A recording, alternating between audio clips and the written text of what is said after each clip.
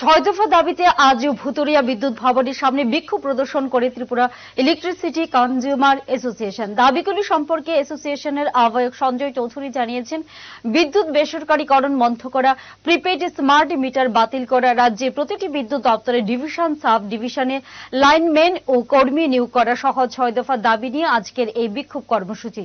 তিনি আরো বলেন, বিদ্যুৎ নিগমের এমডির কাছেও ছয় দফা দাবি সম্মিলিত স্মারকলিপি পেশ করা হয়।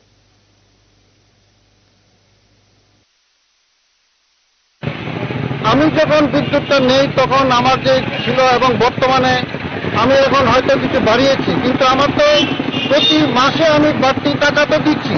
আমার বিল হয়তো কেউ 4,000, 5,000, 3,000 যার যেমন উঠতে দিচ্ছে। ফলে দপ্তরের কাছে প্রত্যেকের কাছেই আছে যে কে কত বিদ্যুৎ কনজিউম করছে।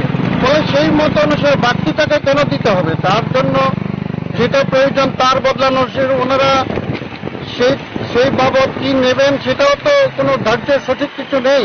ফলে অন্যায় আমরা মনে করি এইটা সম্পূর্ণভাবে টিএসসিসিএল এর পক্ষ থেকে বহন করা উচিত।